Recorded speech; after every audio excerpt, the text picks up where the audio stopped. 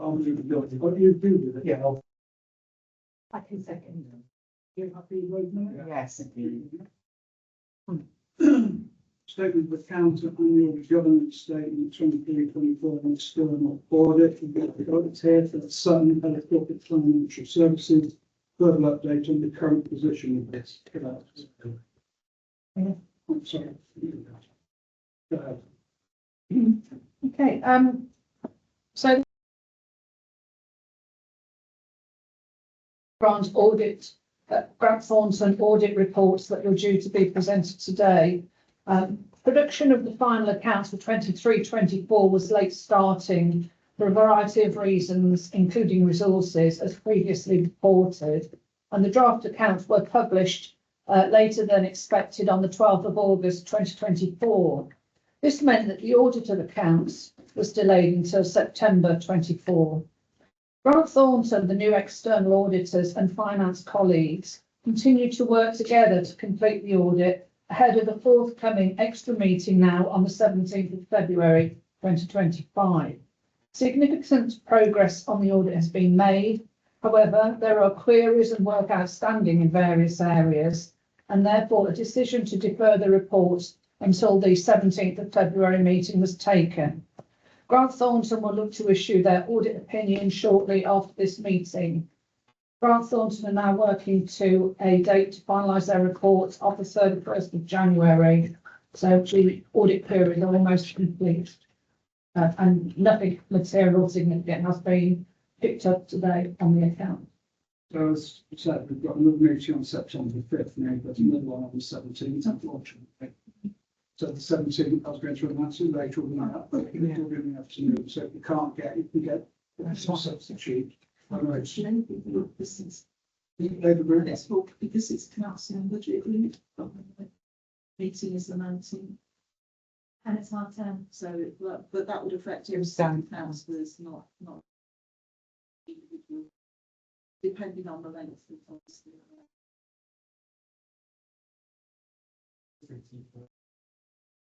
It can be, we know how long the CFA meetings are to be. Yeah.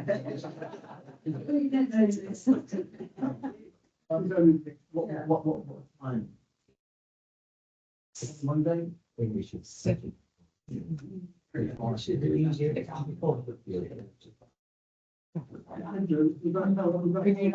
you not make it? No. It's half term, Betsy. That's fine. It's, Shall we try and get to County Hall, but then Yeah. you're at least close to the set it so you get.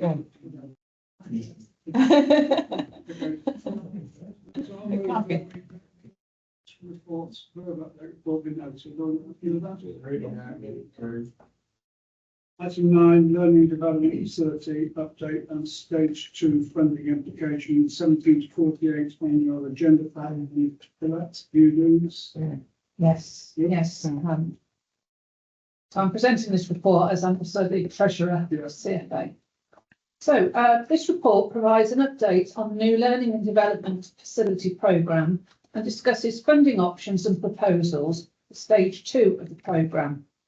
As a reminder, CFA previously approved stage 1 funding of 6.4 million, leaving a shortfall of 1.2 million for stage 1, and this has now been incorporated into the draft 3-year budget and medium-term financial plan. The total programme cost is £14.6 million, and that includes a contingency budget of 1.2 million, or around 9%, leaving a £7 million funding requirement for stage 2, which is the subject of this report. It's important to note that stage 2 will only proceed if the granting of planning permission and purchase of land is successful in stage 1. Should this be unsuccessful, then any funding earmarked for the programme in the medium-term financial plan 25-26 will be written back. The planning application was submitted on the 11th of December last year and is expected to take between 14 and 16 weeks. Therefore, the purchase of land subject to planning approval is likely to be undertaken in the first quarter of the new financial year. An early draft of the 3-year budget shows a £3 million surplus So there was potential to use some of this surplus towards the £7 million required for stage 2. Also, at this point in time, the organisation are forecasting to come in on budget or show a small surplus for the current year, 2024-25. Finance have worked with the senior leadership team to identify other potential funding options and came up with 14 options in paragraph 30. These included use of reserves that were not already earmarked for specific purposes, strategic business reviews, reviewing and reducing revenue and capital growth bids, disposal of assets, etc. Borrowing, both internal borrowing using internal balances and external borrowing from the government at a preferential local government rate, were considered to be a last resort, and it was concluded that borrowing was unaffordable. On that basis, other options were introduced, including, firstly, a vacancy factor of 2%, to reflect the fact that there are usually a number of posts that are not filled during the year. This is common in local government finance, and a 5-year analysis of Leicestershire Fire and Rescue Services salaries showed evidence to support this in Appendix 4. And secondly, a factor to reflect that there is almost always slippage in the capital programme, and making an allowance for this in the budget would release valuable funds. Other fire services use this approach, and the National Audit Office best practice supports limiting over-optimism to result in realistic planning. Slippage in the services capital programme was also analysed for the past 5 years in Appendix 5 and was as high as 69% in 1 year and averaged 57.8% over the 5 years, thus supporting the introduction of this factor, which is proposed at 10%. All of the options in the report are discussed in more detail in Appendix 1. Having carefully considered all of the options, Leicestershire Fire and Rescue Service were able to identify £6.93 million funding for stage 2 towards the £7 million, as shown in Appendix 6, Table 6, made up of these 5 items. A revenue budget surplus contribution of £2 million, reduction in usable revenue reserves £2.7 million. There was £0.6 million capital slippage brought forward in 2024-25 plan to write back as that's no longer required. That was out of slippage of 4.8 million, and we are still looking at further slippage in that area. The vacancy factor on salaries of 2% would generate £0.75 million towards the programme, and the capital optimism bias would equate to 0.88 million on an £8 million capital programme over the 3 years. After setting aside this 6.93 million, this still leaves around £1 million surplus in the revenue budget for the 3-year period and 2.7 million in general fund reserves, totalling around 3.7 million. The draft budget also now includes £200,000 in each year for the risk of a potential shortfall in government funding for the full increase in employer national insurance contributions. It is noted that this is only a 1-year settlement and could be impacted by funding reform. However, there has been talk of this now for years, and successive governments appear unwilling to address this. A fallback position has been considered. This is likely to come from the remaining surplus and reserves of 3.7 million, plus any further capital slippage brought forward, which we're still scrutinising. There's also an additional £1.1 million planning contingency that we hold for the budget. The 3-year medium-term financial plan and budget for 25-26 will be presented to CFA on the 5th of February 2025, and that includes the learning and development facility funding implications. Should the second stage funding be approved, there is potential to combine both stage 1 and 2 for efficiency and effectiveness. I can't, it's on page 40, item 3, capital slippage is still being investigated. I just wondered around that whether or not the slippage is acceptable or unacceptable, or are there any parts of that slippage that we may need to have an overview of? Thank you, Chair. Yeah, thank you, Councillor Newton, and good morning, members. So, for example, the capital slippage, we had an earmarked £250,000 approved by the CFA to renovate the canteen, for example. We would suggest that's no longer relevant and not good value for money, and would ideally stop that and then reallocate that to the L&D funding. And that's what the view, we're reviewing all of the slippage across multiple years to kind of say, is it still relevant and does that offer best value? So at the moment, Colette's kind of identified a relatively small sum. We do expect that to grow, but we want to apply that challenge to all of the slippage to make sure it's the right thing to do.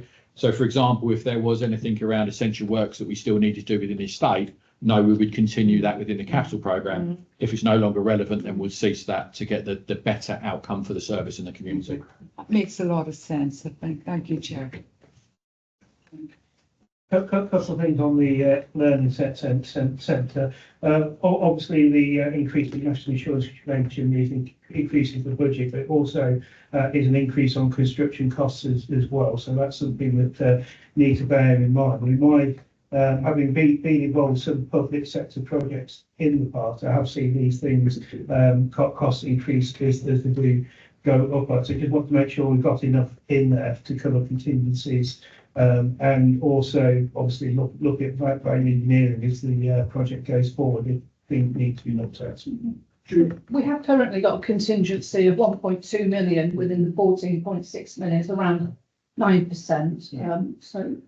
Recent building works we've had done at Western Fire Station, Market Bosworth and Eastern Fire Station. We've apportioned the same kind of budget planning principles to that. Market Bosworth came in with a small underspend, Western Fire Station came in with a small underspend, and Eastern is scheduled to come in with a small underspend. So the best information, the most recent information we've got is the planning costs we're assuming are about right, maybe even a smidge under, accepting the bigger scale project, the bigger the deviation may become at some point. But the best information we've got at the moment is that in and around our budget planning would be about right. Once we've issued the tender, we'll know a little bit more. And then obviously value engineering the project is the next stage in that, to make sure we're getting best bang for the buck for ourselves and the community, but equally not compromising on the training facilities that we really need.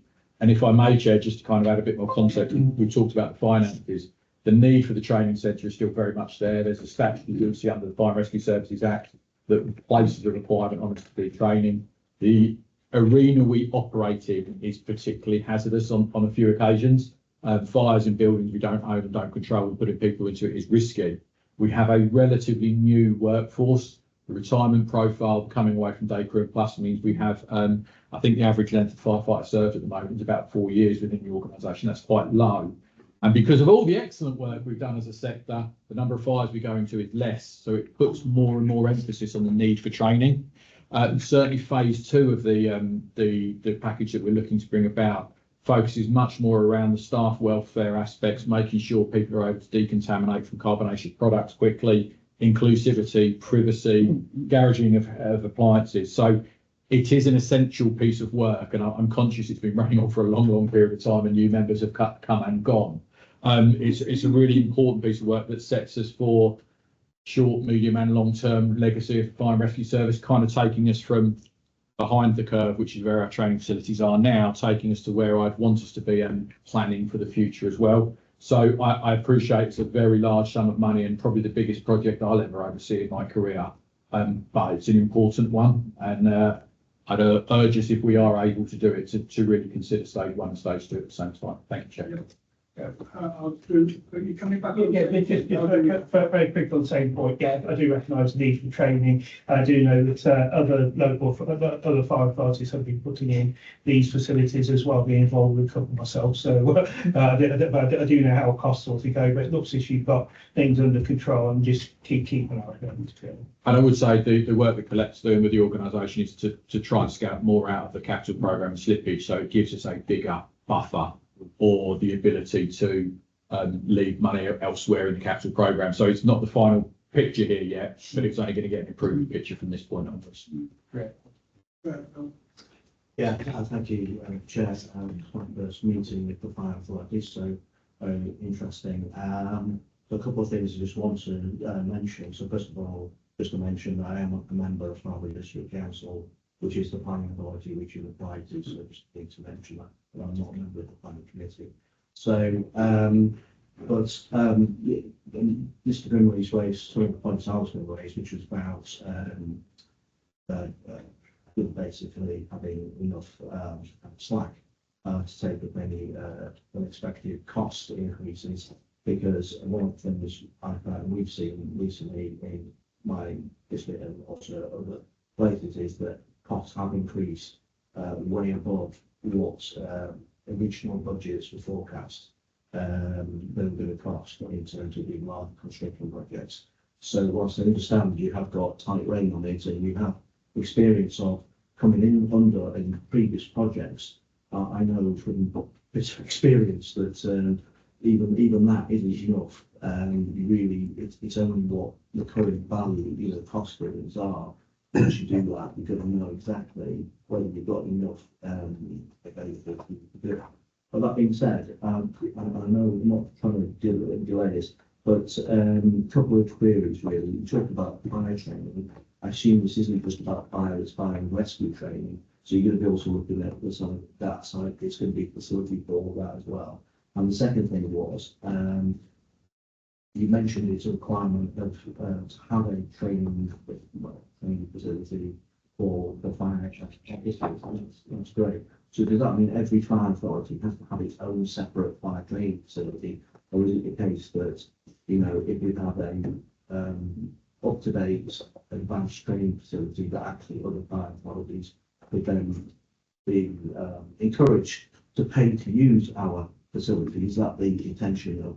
Sorry, I haven't seen the original business case, but was that in the original business case that effectively hiring it out? So certainly. So first of all, the Fire and Rescue Services Act places a duty on the Combined Fire Authority to make provision for training. That's the word. So it doesn't say we have to have our own training centre. So certainly, as our facilities have been dwindling over the previous years, we have utilised some facilities at Northamptonshire specifically. That is it's cost prohibitive. So for one element of training to expose about 80% of our operational workforce in 1 year, cost in the region of £250,000. Now, bear in mind, there's probably about 16, 17 elements of training we would want to expose our workforce to. It very quickly becomes cost prohibitive and then not owning our own facilities for the future. Added into that, you also have the moving of transitioning of personnel for that, and you lose the travel time, etc., etc. So from an organisational point of view, it is much better for us to have our own training facilities because of our number of staff and the travel distances involved. The second point around offering it to other fire and rescue services. Sorry, second point was around watch facilities involved. So yes, it focuses mainly on firefighting, as that is a significant area of risk, but it incorporates many others such as high rise, working at height, road traffic collisions, ladders, pumps, hose. Carl, if there's any others in there you can prompt me on. Yeah, so it will encompass the full range of our operational training requirements so that our crews are prepared for whatever types of scenario they are likely to encounter when they're doing their jobs. And I think the bit around other fire and rescue services, of course, we would make it available to share those experiences and learning environments at a cost. I just want to manage expectations. I think for exactly the reasons I've just conveyed to you around why we wouldn't use others, will probably apply to other fire and rescue services around us. So we would look to seek that opportunity. I think the likelihood would be low, or the revenue generation from that would be low, if not very low. I've got one other. Yeah. I'm going to Stuart, thank you. Yeah, I just wanted to comment, just in relation to the issue about asset disposal, the option of that, what sort of assets are we talking about? Because the option doesn't say what sort of assets, it was only about buildings. Yeah, so this one will be quite complex. So every year we tend to dispose of some assets anyway. End of life vehicles is the prime one, where we recently disposed of 7 fire engines and sold them to Dublin Fire Service or the Irish Fire Service. That at the moment is yielding us a slightly higher return on asset than we were envisaging, which is useful. We've also just cycled a number of support vehicles, and the officers' cars have just been refresh. And again, the disposal of those assets has brought us some income in. Equally, in this case particularly, if phase 2 gets the go-ahead, we would look to relocate Bilston Fire Station from its existing site. It's about 400 metres as the crow flies, so it won't change operational, but it means we could dispose of that land asset to bring in, it won't be millions of pounds, it would be in the region of hundreds of thousands of pounds. So we wouldn't be looking at reducing the operational service or operational fire engines or staff at any point, but it would be disposing of the old sites and releasing some capital back into the organisation. Very good. Good. I support this, and I think that is important when we have our own rather than moving on sorts elsewhere. I think the reason why I've come in is just to say really to really feel confident into the wider topic. But I remember sitting on the Bosworth Planning Committee more than 20 years ago, I think, when the current site went through planning, and I remember the fears of the community, the upwards smoking, the rest of it, etc. And it's just never been the case, and I think. Nothing, I've been in lots of council for more years than not in the last 10, and I've never had a complaint across my door that I feel it would be, and I'll ask my environmental manager. If anybody's concerned about what might come, I think the experience so far, our technology moved on so much as well, it's in that one's good, but don't be worried really. Thank you for that, Stuart. You go next, then, Councillor.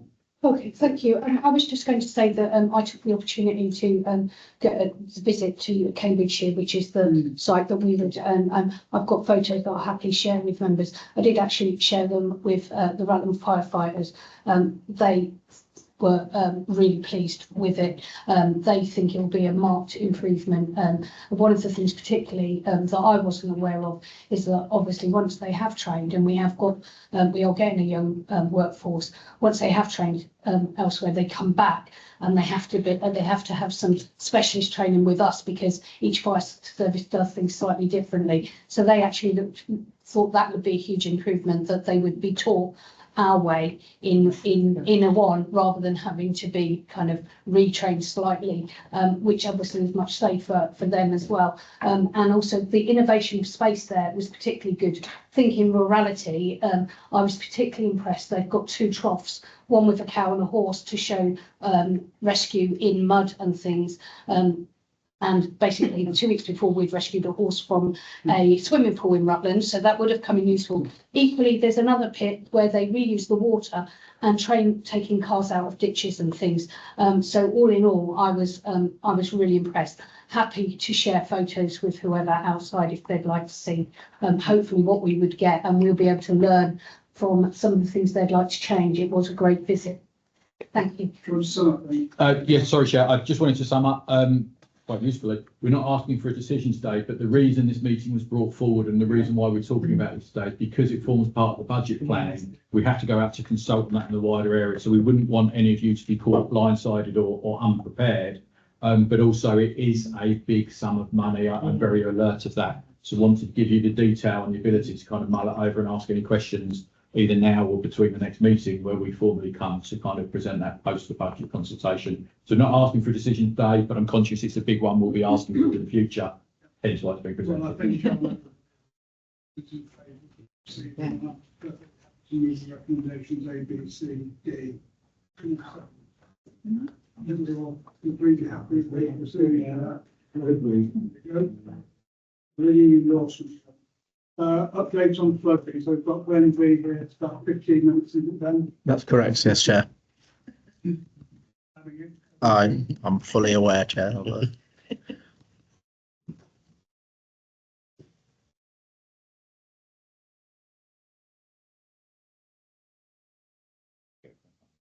Hi. Yeah, just wanted to spend 10 or 15 minutes with regards to the major incident that occurred over the 6th and 7th of January. And it was pretty much our first week back into the office where we'd all got great plans of what we're going to achieve this year. And at 7:07 in the morning, Control gave myself a call as the strategic manager on duty, saying that at that time we'd got all of our officers deployed around the county and ever increasing call volume coming in and depleting fire engines.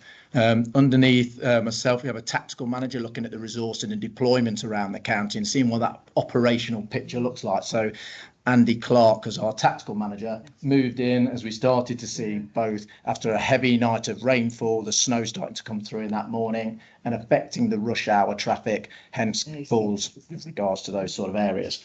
So by the time Andy got into headquarters, into the control room and had a look at the resourcing around there and the increase in volume of calls, he contacted me again around 7:30 to say to me that at that point in time we got one fire engine and one tactical response vehicle for the whole county, still with increasing volume of calls.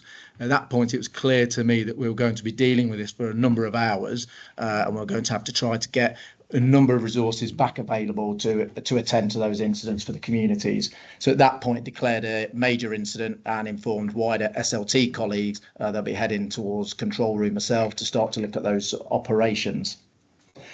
Declaring that major incident puts a host of actions in place in terms of local resilience forum, started to bring those partners together to have a tactical coordinating group a couple of hours later, and then a strategic coordinating group chaired by Callum, leaving myself as the fire gold commander overseeing that major incident.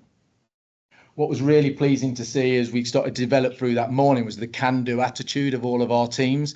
So we had the training department say that the training appliance could be made available with PPE and response crews that are water rescue trained to give us additional resources. We had further crews that came back on available that made up additional teams that were able to deploy in vans with our equipment and purposes. So that raised our water rescue teams to 7 at that time. The night crew that had been on for control stayed on during that sort of heavy period leading us up to about 10 a.m. in the morning, with a number of officers, number of crew members and control staff coming back in. What was really great to see over the course of that morning was how the mobilisation system, which has only been in recent existence for us, performed over that period of time as the floodwaters started to increase over that period of time.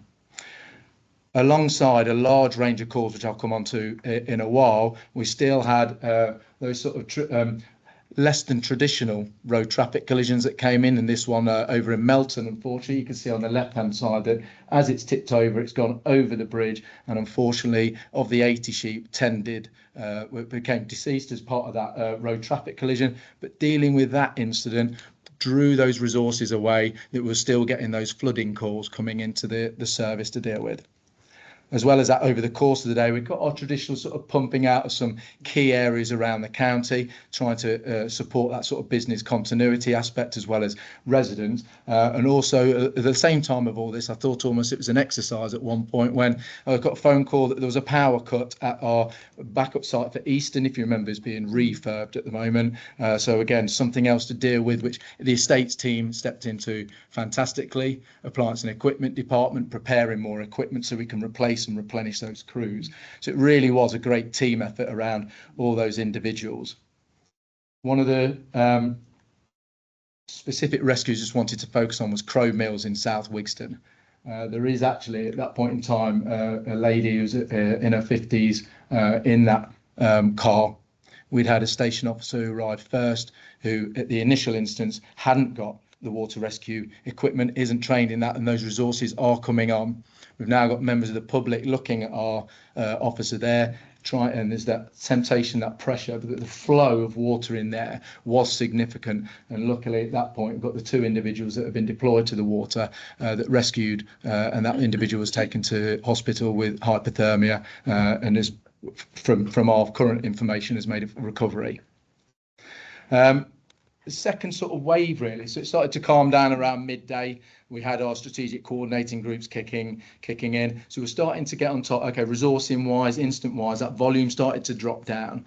As the floodwater then raised up, we started to see then the calls where it's ingress into people's properties, and that's sort of that post rush hour as people were coming home, what they were finding in their homes. So that's where control staff really have to sort of support with that advice around back into local authority and the support that's there, work with multi-agency partners. It was really clear we'd got a site here in Proctors Park around that sort of area that we know floods.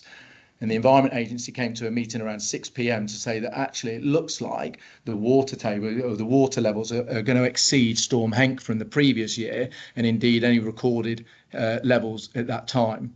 And one of the discussion points there was around, do we issue a severe flood warning? So the Environment Agency was looking for our support as a multi-agency partnership to go, actually, we do need to issue this alert.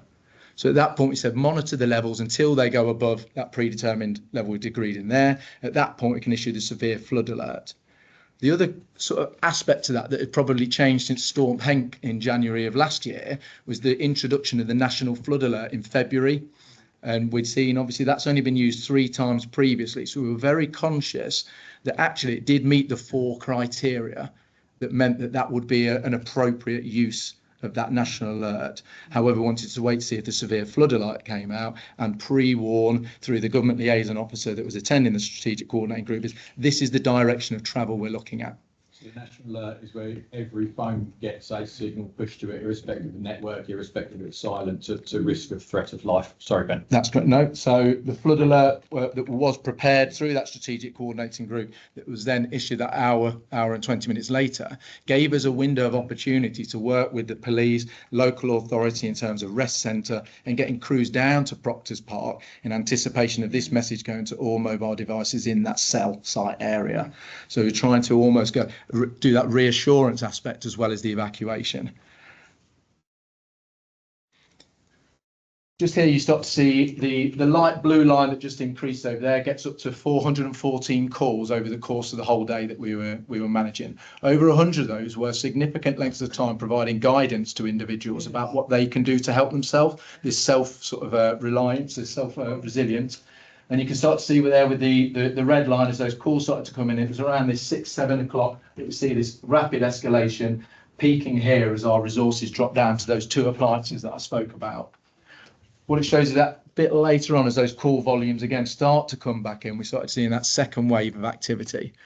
So in total, over the day, we sort of had that 2.5 times our normal incidence volume that we'd attended. Those crews coming back on, staying late or coming in early was really great to see, as well as the support departments driving our operational response. Of the 67 incidents that were specifically flood related, we had over 181 individuals that were evacuated with fire service assistance, 20 of those being from the Proctors Park area.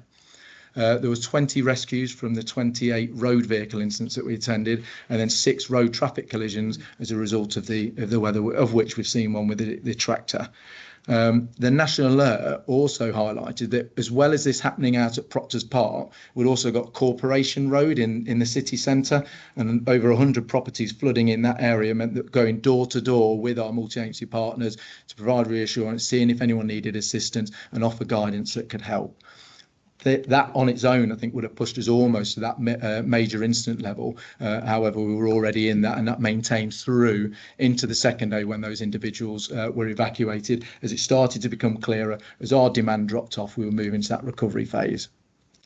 Just very briefly on the media coverage, having that head of corporate comms and that team, Judy was able to facilitate around there the 50 sort of requests or 50 requests that we had for interviews, led on Channel 5, BBC News across the sort of piece, and LFRS led on that communications and the media cell through to the recovery phase and that transition. So it was great almost to be on that front foot of usually we see police as partners leading on that, but able to facilitate those messages just to make sure they were going out and being clearly understood. Just my final aspect was what was really clear to me over that sort of 2.5 days was the number of individuals that contacted how can I help, the partner support that was there, the ability to work with local authority on rest centre and how to communicate that information. It was a real sort of great team spirit around that positive professional approach from all of us. So just thought it'd hopefully paint a bit of the picture of what we were trying to deal with on that day. It's more or less just a very big thank you. Fathern, my village is one of the places very badly affected. And I must say I was very pleased the fire authority kept me informed about what was happening and more or less told me not to go down, basically. But the people there were very, very happy with the response that they had from you. And as I say, it's very low lying, and thank you so much. I'll do soon. Well, the question I want to ask is, we saw the images there and we've seen other photos of people being in cars which are almost submerged. And I'm always curious how people get into that situation. Is it something that they could have done to avoid it? Because it could happen to any of us, I want to know, or is it just that they did something that they shouldn't at the wrong moment in time? That's very, very puzzling. But it's also worrying to think that that could suddenly happen to you. So I'm curious about that. It's a bit of everything. Is the easiest answer. I'll hand over to Ben in a minute. Some, and in fact, most of the incidents that involved cars were because people attempted to drive through flood water. I can't stress enough how dangerous that is. There are unseen hazards under there. Quite often manhole covers are popped off. You can ruin your car, or you're likely to ruin your car, and you can put yourself in danger. But on this occasion, because of the rate of rainfall in certain areas, it was a very bizarre weather front we had. It appeared out of nowhere. It hovered over Leicestershire, absolutely inundated us, and then just disappeared. Yeah. So there was flash flooding, and so I think it was Glen Parva where a wall gave way, which almost led a tidal wave is a bit of an exaggeration, but a massive flow across the roadway. That wasn't an individual's fault. That was just something that happened. So there's a bit of both. We are seeing, and in fact, we need to go more on the front foot around preparing communication, warning people not to drive through floodwater. That would be really helpful if people stop doing that. Ben, would you like to add anything? Yeah, I think it's just the key bit is the early calling for those partner agencies to come together. So we're able to work with highways around putting hard closures in our known sort of hotspots of those sort of flooding areas. But I think as well, people, it's just a routine. And then when they get to the place that they would normally drive through, they think, they can't think of anything else. I think that's another aspect of this. So those early communications, but some people just think, I'll be okay. This was really unique in some aspects around the speed at which the water came up. That was the common theme that was coming back from members of the public to us, that the volume of water wasn't necessarily, it was the speed at which it came on. I think that catches people out as well.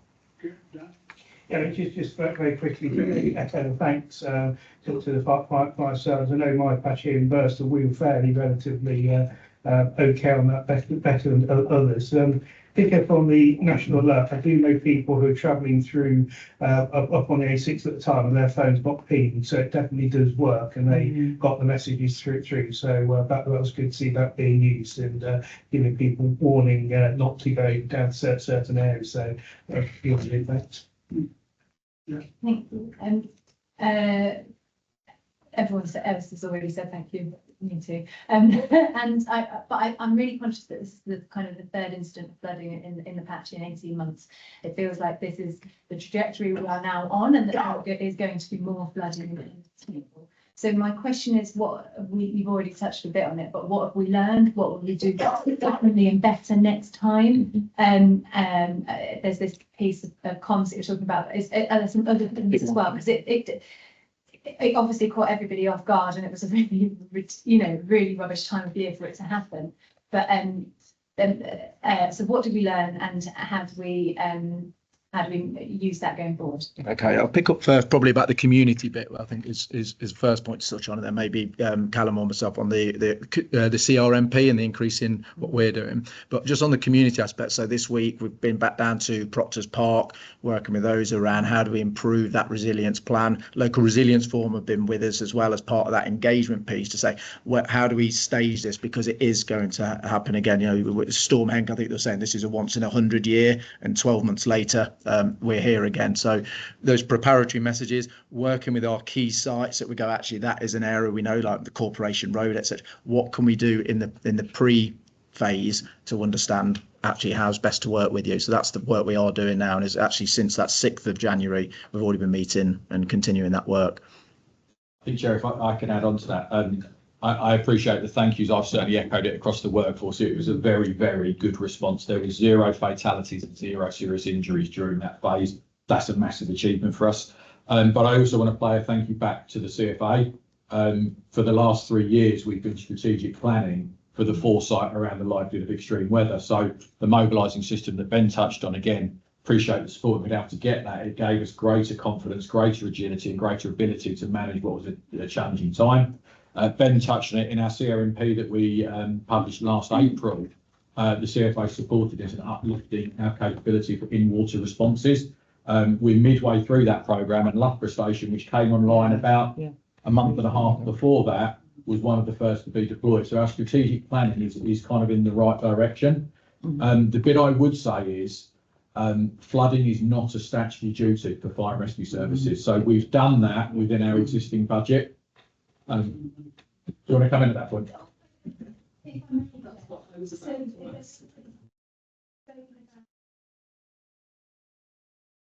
What is the role of fire?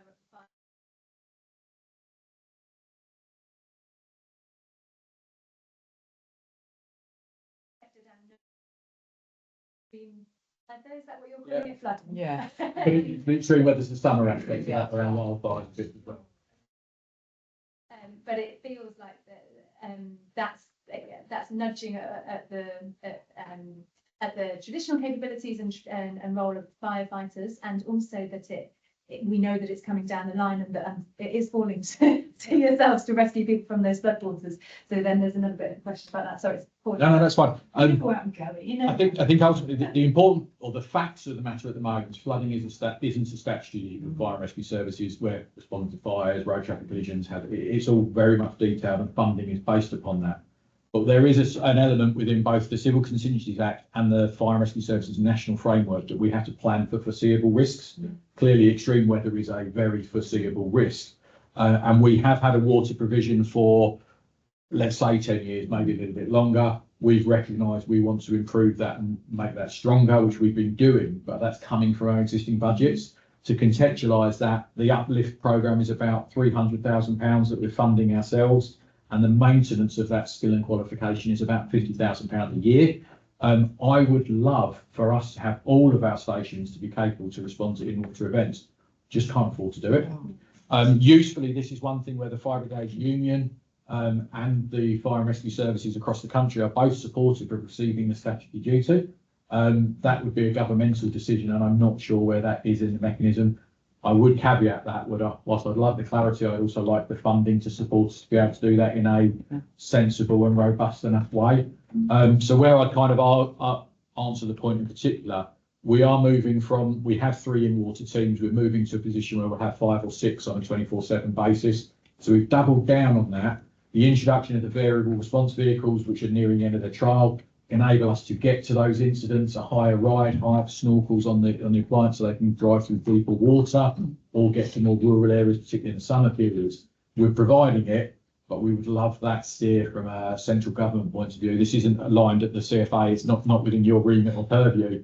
I've been working with local MPs to talk about that and where they could add support. And equally, we do have the year of DEFRA at the moment because we were so badly affected. I spoke to DEFRA only this week around feeding international resilience aspects. We've invited the Policing and Fire Minister to come in to, again, talk about that. Haven't received a response yet. So we're kind of left in this position where we're catering as best we could do. We've kind of shown we're about right, actually, from the event we've experienced. I do think it's fair to say, and I'm sure Ben as Gold Commander would support me, that to continue to rain that day at any particular rate, we would have been overwhelmed. We had warmed regional partners up and national mutual aid was available to us. We came very close to taking it, but didn't quite. So yeah, we walked a tight line, and yes, we'd love clarity on that matter if we could get it. You could maybe add that, so, I mean, you could maybe add that to our recommendations. I've got the presentation we noted. You also resolve to write in officially as the Combined Fire Authority for funding to be a statutory duty, as long as it's accompanied with the appropriate funding. We don't want to give them just another damn job in that money. When we get to it, I will probably remove that, and then we can. It can be part of that.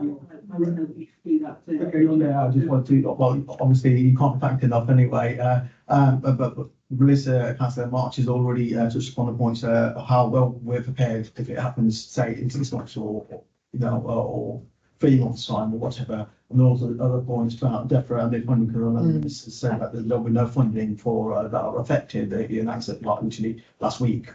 So you're thinking if there's funding, so we can prepare for it. But both points need a lot of time. Yes, ma'am. Yeah, thanks, Chair. And I echo everybody's thanks for the tremendous effort that's made by fire officers in the early hours of the 6th of January. It was tremendous. I represent the village of Bolton Astley in my division. For many, many, many years, the brook there had not flooded until the early hours of the 6th of January. And unfortunately, it did take perhaps a bit longer than it should have done to get the road closure signed where the brook had flooded. Cars were driving through. The wake from the cars were causing flooding in nearby housing. So a bit of work needs to be done in terms of making sure that where a road does need to be closed, that the signage and the efforts can be done in time. Chair, thank you for noting that the proposal on the recommendations about the flooding to become a statutory duty would fully support, and I would imagine that everybody on the fire authority would do so, and I would be happy to second any proposal that you want to put to us. Well, I'm guessed. So we know the presentation very much. We thank you officially for the good work done by yourself, resulting in the children, and that we write to whoever. Who would we write? Probably be Dame Diana Johnson as the police and fire minister. And copies to the department. Hmm. That we ask the fire, flooding response to be a statutory duty, which it is at the moment, but it must come with the appropriate funding so we can deal with it. That would be useful to you, Carl? Absolutely. If you consent, Chair, I'll draft something and We'll have to roll. Yes, yes. Okay, urgent items, then of course we now know about the plethora of meeting coming up, so the 5th of February, which will be 10 AM. And then we've got this extra one on the 17th, which will be again, that's on the county hall, for city guides to. It won't take too long. We've got to do it, so we won't take the box. I think, Thank you very much. Sure.